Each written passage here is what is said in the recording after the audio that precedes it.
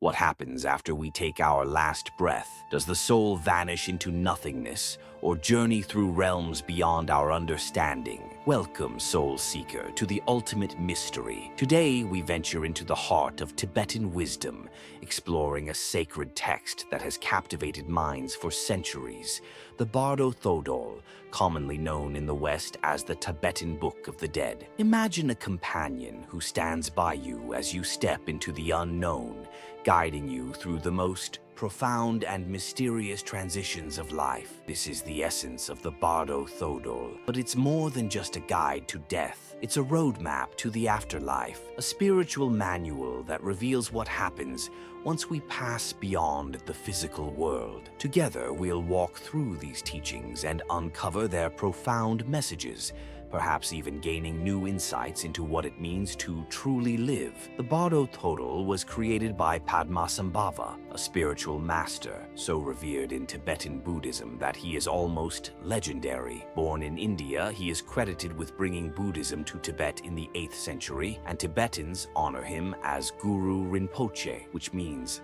precious master. But Padmasambhava wasn't just any monk. He was a yogi of the highest order, someone who mastered the deepest mystical practices and esoteric teachings. This sacred text came to be because of Padmasambhava's deep compassion. He didn't just want to help the living, but also guide those who had passed beyond death, offering them a path to freedom even after life's end. From his youth, Padmasambhava displayed extraordinary spiritual gifts, and his peers recognized him as a Mahasiddha, one who has reached the pinnacle of spiritual attainment. His unique abilities and profound wisdom earned him an invitation to Tibet by King Trisong Detsen, who sought to bring Buddhism to a land steeped in indigenous spiritual traditions. At that time, Tibet was dominated by shamanic practices and the Bon religion, which created a spiritual atmosphere full of complexity and tension. Padmasambhava faced fierce opposition from local deities and spirits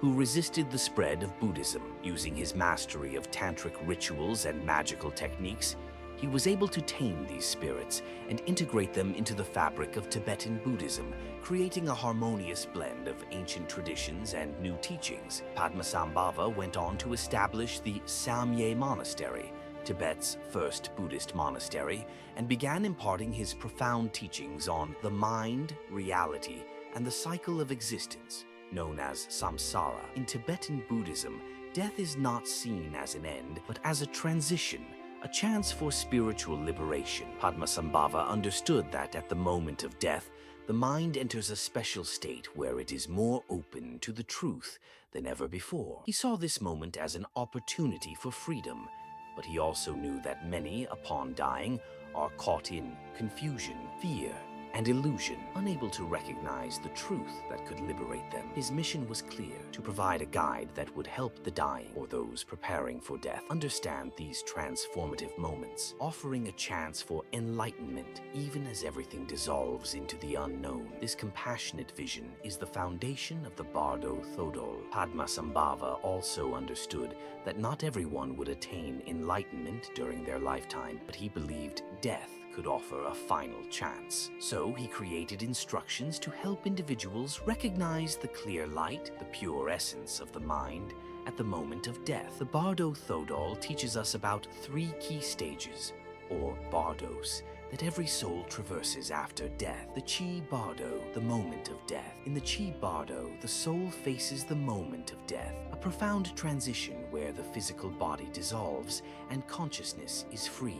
Once this dissolution is complete, the soul encounters the primordial, clear light. This is described as an immense, pure and radiant light, the very nature of the mind, beyond duality, free from fear and attachment. Some refer to it as the higher self, others as the solar mind. For those who are spiritually prepared, the Chai Bardo offers the chance for ultimate liberation. If the soul recognizes the clear light as its true nature, it can achieve nirvana instantly, bypassing the need for further stages in the bardos. This recognition isn't about rituals or dogma. It's a direct, unfiltered experience of truth, where the mind sees itself as it truly is. In this moment, all conditioning and karma dissolve. However, for those who are unprepared, the brilliance of the clear light can be terrifying. Instead of recognizing it as their own essence, the soul may mistake it for something threatening, driven by fear or attachment to the familiar. In this case, the soul retreats from the light,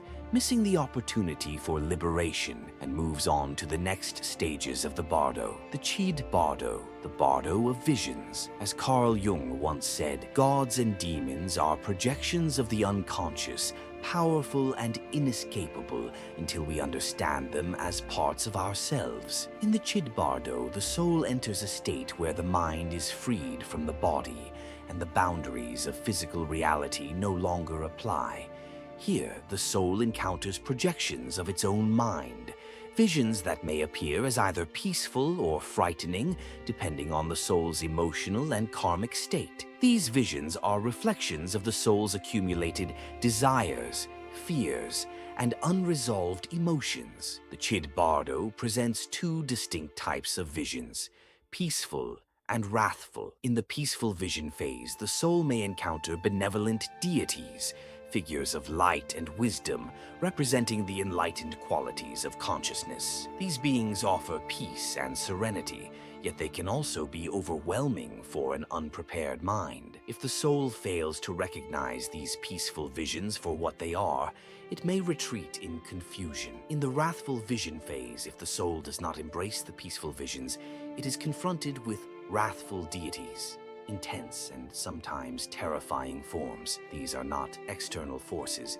but manifestations of the mind's repressed desires and emotions. These wrathful figures represent the attachments and fears that bind the soul to the cycle of suffering. The Siddhip Bardo, Rebirth. In the Siddhip Bardo, the final stage, the soul faces the choice of its next rebirth. This is where karma, shaped by every action, thought, and intention, determines the nature of the next life. The soul's journey through the previous bardos leads it here, where its accumulated tendencies and attachments decide its future path. Entering this phase, the soul is drawn toward rebirth by the desires and attachments it has not yet resolved. These desires drive the soul to seek a new body, continuing its journey through the cycle of samsara. The Siddh Bardo is a crucial moment where the soul's past actions and emotions shape its next life. This is just the beginning of the journey, one that we can understand, contemplate, and even prepare for thanks to the ancient wisdom of the Bardo Thodol. Will we recognize the light of truth when the time comes? That is the ultimate question we must all face. Thank you for joining this journey, Soul Seeker. If you're drawn to the mysteries of life, death, and hidden wisdom, subscribe to explore even deeper. Until next time, keep seeking, keep questioning, and never stop exploring.